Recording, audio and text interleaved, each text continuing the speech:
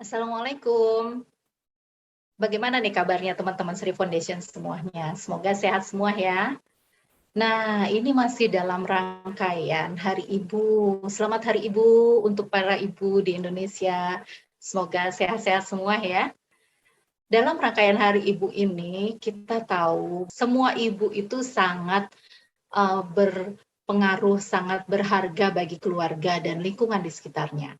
Tapi kita memiliki beberapa ibu yang selain berpengaruh juga kepada keluarga, ibu ini juga berpengaruh terhadap lingkungannya, terutama untuk mengajak lingkungannya untuk berbuat lebih banyak, berbuat lebih ramah lingkungan, berbuat lebih peduli terhadap keberlanjutan lingkungan di sekitarnya. Nah, kali ini kita akan kedatangan tamu, yaitu Mbak Deka Wardani. Mbak Dini ini di Instagram, kalau saya dilihat, followersnya sudah sampai 60.000, hampir 60.000. Kemudian beliau juga menjadi inisiator dari belajar minim sampah, belajar zero waste, ya, dan juga menginisiasi beberapa komunitas di lingkungan sekitarnya untuk lebih peduli terhadap kondisi lingkungan yang ada. Nah, sekarang coba kita dengarkan wawancara saya dengan beliau ya. Semoga menginspirasi para ibu semuanya untuk lebih peduli terhadap lingkungan di sekitarnya. Mbak Dini bisa berbagi dengan teman-teman Sri Foundation tentang apa saja sih yang sudah Mbak Dini lakukan selama ini? Kapan sih pertama mulai tertarik dengan isu lingkungan sehingga membuat Mbak Dini bergerak seperti saat ini? Baik, terima kasih kesempatannya kepada Sri Foundation yang mungkin berkenan mewawancara saya untuk sore ini. Sebenarnya kalau ditanya kapan tepatnya, seingat saya semuanya berproses begitu. Jadi saya tidak punya satu momen tertentu yang membuat saya kemudian insaf begitu ya.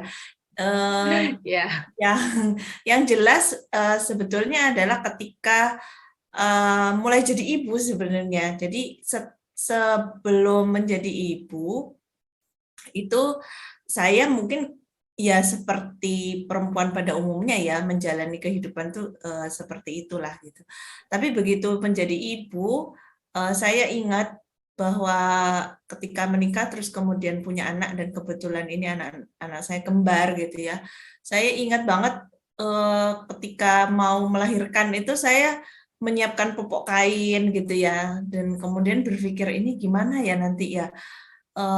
Ini anak dua gitu repot nggak nih kalau pakai popok kain, pengennya yang dicuci gitu kan terus. Oh, itu sudah pakai popok kain ya Mbak ya waktu pertama melahirkan itu? Maksudnya Iya, tapi sudah punya anak?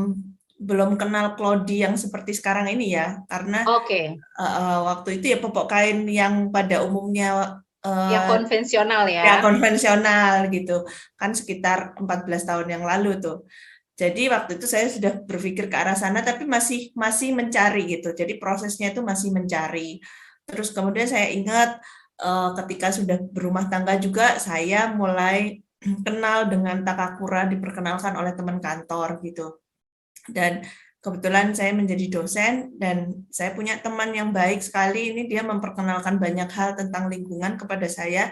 Salah satunya dia memperkenalkan juga Takakura gitu. Dan saya tertarik sekali untuk mencoba, tetapi saya ingat juga karena ketika saya mencoba itu ya sekitar 14 tahun yang lalu juga ya, mungkin 13 tahun yang lalu, saya tidak punya cukup informasi gitu. Saya tidak punya cukup informasi, internet masih dial up, belum ada grup WA gitu ya. Saya nggak tahu Benar-benar. mesti nanya kemana, diskusi sama siapa gitu. Benar-benar semuanya by trial and error. Dan ketika di kampus juga saya merasa yang tadi saya punya teman dekat ini, dia memberi saya banyak wawasan tentang lingkungan. Tetapi ketika saya di kampus yang notabene semua orang ini menurut saya tingkat pendidikannya lumayan tinggi gitu, saya melihat belum tentu juga mereka ini concern dengan lingkungan ya, terutama gitu, dengan lingkungan, dan saya tidak begitu melihat bahwa terkorelasi antara apa yang kita ketahui dengan apa yang kita amalkan di lapangan gitu. Sehingga saya sendiri menanyakan gitu, ini ada apa gitu, kenapa kok orang yang menurut saya sebetulnya ilmunya cukup banyak, tetapi gaya hidup atau perilaku sehari-hari terutama terhadap lingkungan itu ya masih biasa gitu, masih sama seperti yang Seperti nggak awam. tahu gitu ya Mbak ya. Nah itu mungkin kalau bisa dibilang itu proses saya untuk kemudian menjadi seperti sekarang. Jadi Ya. proses saya untuk mencari, untuk kemudian juga ternyata orang kalau tidak punya akses terhadap informasi itu juga akhirnya dia juga tidak bisa bergerak gitu ya. Ya seperti yang saya tadi, saya tidak punya grup diskusi, saya tidak tahu harus bertanya kemana, saya mencari informasi tentang ini dan itu juga masih sangat terbatas gitu. Jadi saya mengambil pelajaran lah dari mungkin perjalanan saya memulai menjadi ibu dan kemudian juga memulai untuk lebih peduli lah ya ke sekitar gitu. Ya, nah kalau seandainya dalam proses, berarti kan ini berproses ya Mbak ya, nggak Ya, betul. tiba-tiba seorang Mbak Dini itu menjadi seperti sekarang gitu kan ya. Ya. Nah, kalau seandainya dari berproses tadi, berarti selama 14 tahun terakhir ini pasti setiap tahun ada jenjang yang bertambah gitu, mulai dari A kemudian menjadi B gitu. Nah, sekarang pada posisi sekarang seperti ini Mbak, punya target nggak Mbak? Misalnya, oke, saya tahun ini harus ngapain. Ini kan sekarang lagi akhir tahun nih Mbak, mungkin kalau saya tahun depan punya sebuah resolusi, tahun depan saya akan ngapain. Atau misalnya Mbak Dini punya target dalam 5 tahun ke depan akan apa, atau 10 tahun ke depan akan seperti apa Mbak? Mungkin saya bukan tipikal orang yang nulis resolusi awal tahun dan kemudian mengevaluasi di akhir Oke, tahun. ya. Tetapi begini, saya adalah tipe orang yang melihat situasi gitu. Jadi saya melihat ini ada apa di kondisi sekarang, butuh apa nih, dan saya bisa apa. Itu yang biasanya saya lakukan ya. Seperti ketika ya tadi di awal-awal saya berkenalan dengan Takakura dan dengan misalkan dengan popok kain, itu akhirnya juga memicu saya, ini kenapa kok Takakuranya nggak bisa berhasil, ini ada apa Ya. sih, kenapa gitu. Saya mencari tahu lagi, dan akhirnya mungkin ya qadarullah dengan mencari tahu itu sama Allah juga kemudian diperjalankan, kemudian diberikan jalan gitu ya. Saya bisa bertemu dengan teman-teman yang sama punya concern-nya, teman-teman yang bisa menjadi teman diskusi saya, sehingga kemudian saya juga berpikir bahwa ibu-ibu yang lain, perempuan-perempuan yang lain sepertinya juga perlu nih informasi seperti ini gitu. Jadi saya selain saya mencari, kemudian saya juga berpikir bahwa sepertinya ibu lain juga butuh nih gitu. Sama kemudian seperti di kampus juga, ketika saya memperhatikan kenapa kok di kampus ini misalkan teman-teman dari Civitas Akademika termasuk pengajar, mahasiswa, kok masih nyampur sampah ya, ada apa nih kira-kira gitu. Kemudian saya mencari solusi, kayaknya perlu nih tempat sampah terpilah. Kemudian saya menginisiasi di kampus ada tempat sampah terpilah, ada bank sampah dan sebagainya. Itu saya jalani karena saya memang mungkin agak peka gitu dengan situasi. Jadi ini kayaknya harus ada sesuatu terobosan, ini harus ada perubahan. Nah, itu berjalan terus-menerus. Sehingga mungkin cita-cita itu akhirnya menjadi berjalan sesuai dengan kondisi yang ada dan dengan apa yang saya temui di lapangan begitu. Ketika sekarang ini saya cita-citanya, saya berpikir saya sih punya keinginan untuk masih mensosialisasikan atau ya mungkin menyuarakan begitu. Ayo dong, ini ibu-ibu rumah tangga punya komposter, ayo dong ibu-ibu rumah tangga hemat air, dan seperti itu dengan cara yang mungkin caranya bukan ceramah, bukan dengan apa yang berat-berat begitu ya, salah satunya dengan sharing di media sosial dan di tulisan-tulisan. Itu yang saya tempuh karena saya lihat mungkin ibu-ibu ini yang mungkin sudah lelah gitu ya, kalau dibebani dengan banyak hal, harus dengan cara yang lebih menyenangkan mungkin, yang lebih smooth, lebih friendly untuk bisa diterima sama mereka. Target saya ke depan ya masih seperti itu, dan saya melihat bahwa kelompok-kelompok masyarakat ini banyak sekali. Demografi di Indonesia itu luar biasa beragam. Kalau saya lihat, ada yang mungkin tingkat intelektualnya sangat tinggi, ada juga yang kemudian aktif di medsos, tapi ada juga banyak sekali kaum perempuan atau ibu-ibu di luar sana yang jarang gitu mengakses medsos dan sebagainya, sehingga yang kita anggap bahwa ini kayaknya harusnya sudah tahu deh gitu, ini kayaknya harusnya isu ini sudah nyampe deh ke mereka, tapi itu belum gitu. Jadi kalau kita berada di tataran lapangan dengan kita berada di depan layar laptop itu, saya merasa totally different, berbeda gitu, sehingga ini juga perlu strategi-strategi, perlu cara-cara, perlu pendekatan-pendekatan yang mungkin khusus untuk setiap kelompok masyarakat gitu. Oke, ya. Jadi kalau saya bisa simpulkan dari apa yang Mbak Dini sampaikan, mohon dikoreksi kalau seandainya salah. Jadi yang pertama adalah bahwa kita harus nggak kerja sendiri ya Mbak Dini ya, tapi harus melibatkan masyarakat atau lingkungan sekitar kita ya Mbak Dini ya. Kemudian yang kedua adalah pendekatan atau approach. Bagaimana kita menyampaikan sesuatu itu pendekatannya, kalau tadi Mbak Dini sampaikan sudah banyak orang yang tahu, tetapi kok tidak dilaksanakan gitu misalnya. Nah, berarti sebenarnya pendekatannya yang perlu diperbaiki gitu ya Mbak Dini? Ya, kalau dari sudut pandang saya ya, tapi mungkin kalau dari sudut pandang yang pengambil kebijakan atau sudut pandang dari mungkin sektor LSM dan sebagainya mungkin agak berbeda gitu. Tapi karena saya ini mungkin bisa dibilang praktisi lah ya gitu, jadi saya melihatnya benar-benar saya kayak memposisikan diri saya jadi ibu yang lain gitu. Kalau saya jadi ibu yang lain, apa yang saya butuhkan, support seperti apa, konten seperti apa, atau mungkin pendekatan yang bagaimana. Saya pengennya diajak dengan cara apa sih, seperti itu yang saya pikirkan. Mungkin kalau diajak ngompos duluan, nggak mau nih ibu-ibu. Mungkin maunya yang ekonomis gitu, atau apa ya, gitu. Sehingga saya mungkin ya terus-menerus mencari jalan lah untuk mendekati kelompok-kelompok sasaran ini ya. Kira-kira seperti itu sih, Bu Roro. Jadi kalau begitu ketika Mbak Dini mendekati satu kelompok atau masyarakat berusaha untuk mengedukasi di setiap masyarakat itu, kelompok masyarakat itu treatmentnya bisa berbeda gitu Mbak? Iya, bisa berbeda. Karena kadang kita harus tahu ini ngomong seperti ini nyambung nggak ke mereka gitu.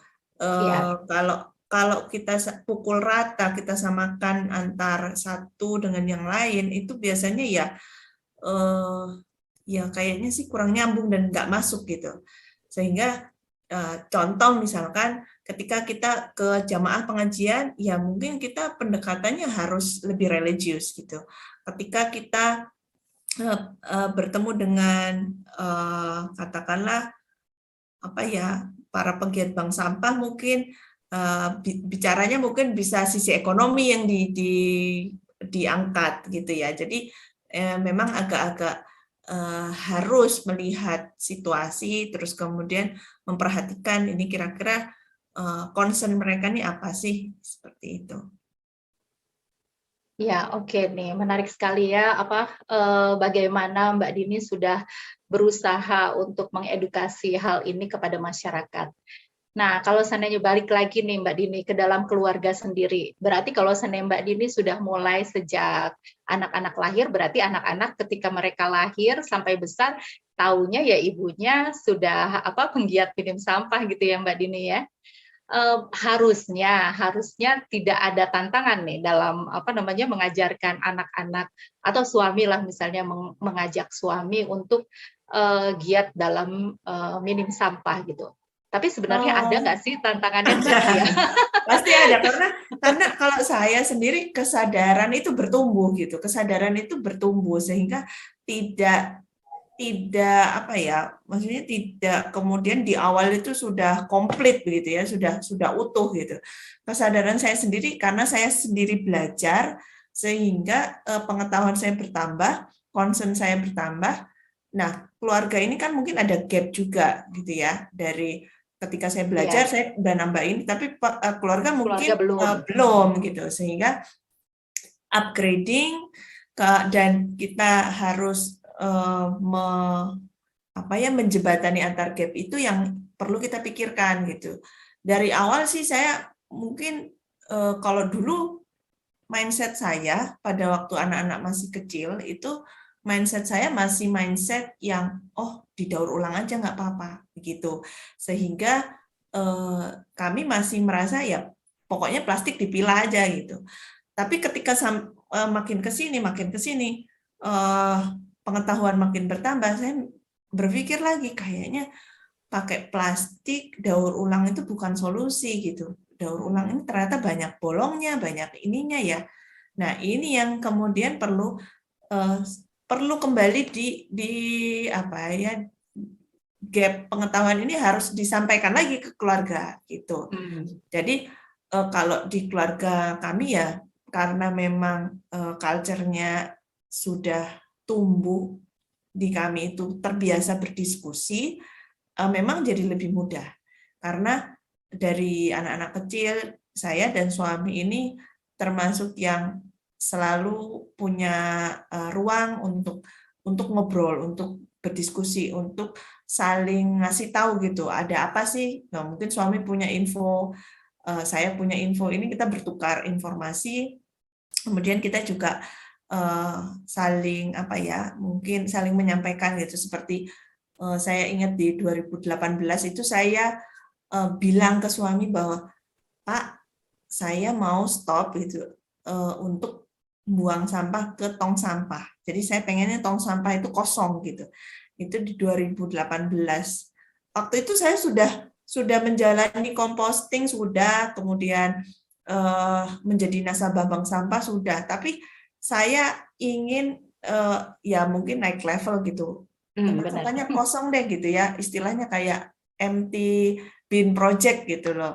Ya. Jadi waktu itu ya yang disampaikan dulu gitu, dan mestinya juga akan timbul pertanyaan gimana, masa bisa caranya gimana gitu supaya kosong, dan kembali lagi bahwa saya menyampaikan ke keluarga bahwa ya ini eksperimen, ini adalah belajar gitu, kita semua belajar, kita semua uji coba, apakah bisa atau nggak bisa, nanti bisa kita evaluasi kembali, kita bisa nilai diri kita lagi, kita juga bisa ngasih masukan antar anggota keluarga.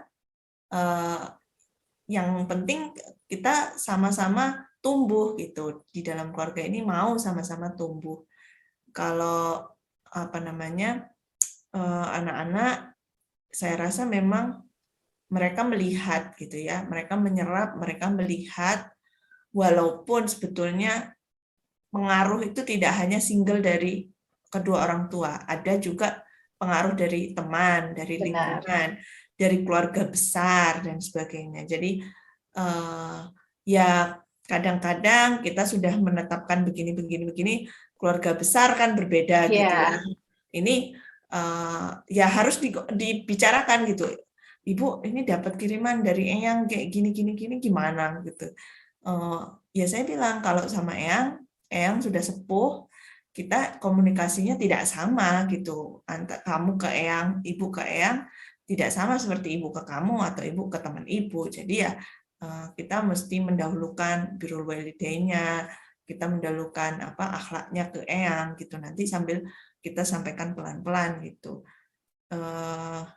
Ya kalau saya sendiri, saya tidak mengklaim bahwa keluarga kami ini ya sudah perfect dan sebagainya, enggak sih. Memang kami sendiri juga merasa setiap waktu itu ada tantangannya sendiri-sendiri gitu. Setiap waktu akan berbeda. Kebetulan anak saya sekarang di pesantren, dia juga menemui tantangan juga di sana karena semua berkemasan dan semua susah sekali untuk mencari yang tidak berkemasan gitu ya. Jadi menurut kami, kalau di satu tempo kami sukses gitu, di lain hari bisa jadi kami fail juga gitu, atau kami mengalami kondisi yang berbeda lah gitu. Ya, benar. Jadi sebenarnya belajar hidup minim sampah itu adalah perjalanan menerus ya Mbak Dini ya, dan itu bertahap. Jadi kita nggak sampai pada puncak, oke, dan that's it terus aja begitu, enggak ya. Kadang-kadang ada ups and down gitu, sehingga kita perlu perbaiki di sini, perlu perbaiki di sana. Iya. Iya, menarik sekali. Berarti kalau sekarang sendiri, Mbak Dini sendiri nggak buang sampah lagi di tempat sampah ya Mbak ya? Tempat sampahnya kosong terus? Ya, tempat sampah kami kosong sehari-harinya, tetapi kalau dibilang ada residu, ya kami tetap punya residu juga, karena residu ini kadang-kadang tidak terhindarkan gitu ya. Misalkan ketika ada tukang bersih-bersih, kemudian ada kiriman dari luar, kemudian ada paket dan sebagainya. Sebisa mungkin kami pilah semuanya, kami kelola, tapi jika memang ada juga residu, ya kami amankan gitu, sebisa mungkin. Ya, tapi residunya nggak dari keluarga sendiri ya sebenarnya datangnya ya. Betul. Ya, oke, terima kasih atas sharingnya Mbak Dini. Terakhir nih untuk teman-teman Sri Foundation, boleh nggak Mbak Dini ngasih tips gitu untuk teman-teman di Sri Foundation, sebenarnya bagaimana sih cara memulai untuk hidup minim sampah, kemudian bagaimana supaya kita konsisten terhadap itu, dan supaya kita tetap bersemangat gitu untuk mencapai untuk terus mengurangi sampah yang kita produksi. Ya, kalau tips yang paling jitu tidak ada.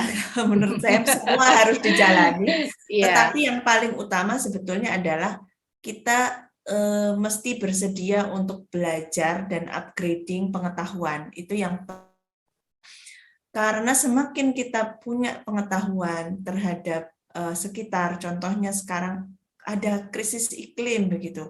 Sekarang ada isu apa nih?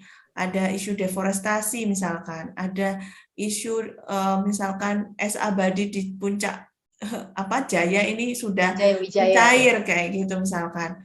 Ini kalau kita mengetahui, kita akan kayak mencari tahu ke diri kita sendiri, apa sih kita bisanya apa nih gitu, kita bisa ngeremnya gimana gitu. Karena kalau kita nunjuknya ke orang lain nih, misalkan ini pemerintah nih yang nggak becus nih, atau ini sistem tata kelola waste management kota nih atau apa gitu ya. Kadang-kadang kan kita mencari kenyamanan dengan cara melihat menyalahkan yang lain. Nah, jadi kita lihatnya kayak ini faktornya eksternal gitu. Sehingga kontribusi saya itu jadi kayak minimal. Tetapi ketika kita banyak belajar, kita banyak membuka diri terhadap informasi, kita mengetahui itu, kita akan punya strong why. Dan strong why-nya ini adalah satu bahan bakar yang membuat kita keep going, membuat kita jalan terus, membuat kita yakin bahwa yang kita lakukan ini tepat dan benar. Ini adalah satu hal yang saya yakini benar untuk dilakukan gitu. Kalau saya sendiri pribadi punya motif religius gitu, sehingga saya nggak gampang melepaskan ya. Saya nggak gampang untuk istilahnya, ya ini udah bagian dari semangat lah gitu ya. Gitu. Ini sudah bagian dari dari hidup lah gitu. Saya menganggapnya seperti itu karena ini adalah satu tanggung jawab moral. Ini adalah satu tanggung jawab yang dibawanya sampai nanti. Dan kalau kita sudah punya strong why, kita akan kita akan bergerak, kita akan mencari cara karena kalau menurut saya tips atau cara itu sebetulnya sangat personal atau sangat bergantung pada diri sendiri ya. Ya, tergantung situasi, tergantung kondisi, tergantung sumber daya kita, dan itu sebenarnya sangat bisa dimodifikasi gitu. Kalau berbagi tips itu seolah-olah kayak shortcut ya. Padahal sebetulnya yang lebih penting adalah ya strong why-nya dan filosofinya gitu. Kalau kita sudah tahu, sudah dapat prinsipnya, sudah punya strong why-nya, insya Allah sebenarnya teman-teman itu akan jalan aja dengan sendirinya gitu. Kalau dibagi tips itu, tips bisa jadi 1.000, bisa jadi 2.000 tips, bisa 3.000 tips gitu ya. Bisa sangat macam-macam tips itu. Kira-kira seperti itu. Dan cari teman. Nah, ini yang penting mungkin ya, cari teman. Karena kalau kita sendirian kita merasa kayak aku aneh gitu, aku aliens nih kayaknya di sini. Jadi kalau kita punya teman diskusi, kita punya orang yang ngomporin, kita juga punya teman curhat gitu ya, sehingga kita nggak merasa kayak aneh dan asing gitu. Oh ternyata ada kok, banyak kok yang ngompos, nggak cuma saya gitu misalkan. Ternyata ada kok orang yang sangat concern dengan selotip paket gitu misalkan. Hal-hal yang remeh-temeh ini kadang-kadang kan kalau kita sendirian jadi lucu gitu. Karena orang lain nggak mikirin. Tapi kalau kita punya teman-teman seperti itu, kita oh iya ya, ternyata banyak juga yang mikirin selotipnya paket nih gitu. Ya, kira-kira seperti itu. Jadi cari komunitas terdekat, ya kalau misalkan nggak nemu komunitas terdekat, ya gunakan medsos gitu ya, berkenalan, berjejaring, kemudian juga merapatkan barisan gitu sehingga kita lebih kuat ya, lebih struggle gitu. Oke, terima kasih banyak Mbak Dini. Jadi kalau saya bisa menyimpulkan lagi bahwa sebenarnya yang kita butuhkan adalah strong motivation ya. Jadi motivasi yang kuat untuk bergerak, untuk memperbaiki diri. Dan yang kedua, seperti Mbak Dini sampaikan tadi, jangan lupa cari teman. Jadi kalau seandainya kan katanya kalau kita berteman dengan penjual parfum, kita akan bau wangi. Sementara kalau kita berteman dengan pandai besi. Orang yang pandai besi, kita akan berbau besi, akan mudah terbakar, kecipratan sama apinya gitu. Nah, jadi ini adalah salah satu tips yang oke banget gitu. Coba cari teman, dan salah satunya adalah bergabung dengan Sri Foundation supaya kita punya teman-teman untuk saling sharing. Aduh, komposku kok bau gitu ya. Nanti teman-teman yang lain bisa sharing pengalamannya. Terima kasih banyak Mbak Dini atas apa yang sudah berbagi dengan teman-teman Sri Foundation, juga atas apa yang sudah Mbak Dini lakukan untuk teman-teman di Indonesia.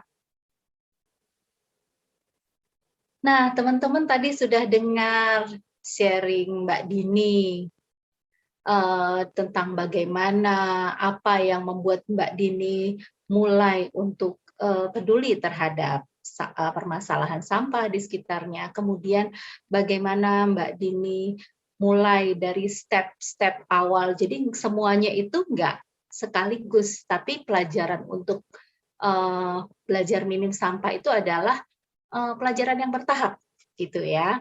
Kemudian tadi Mbak Dini juga memberikan tips kepada kita bahwa kita harus punya motivasi yang kuat untuk bisa mencoba mengurangi sampah dari rumah.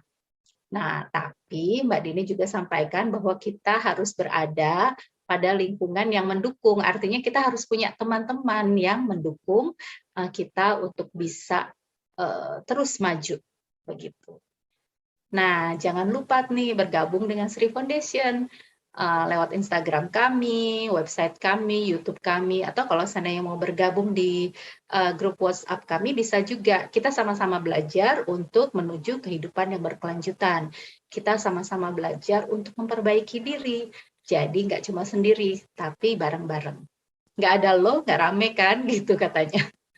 Oke, sampai jumpa lagi di wawancara berikutnya ya. Assalamualaikum.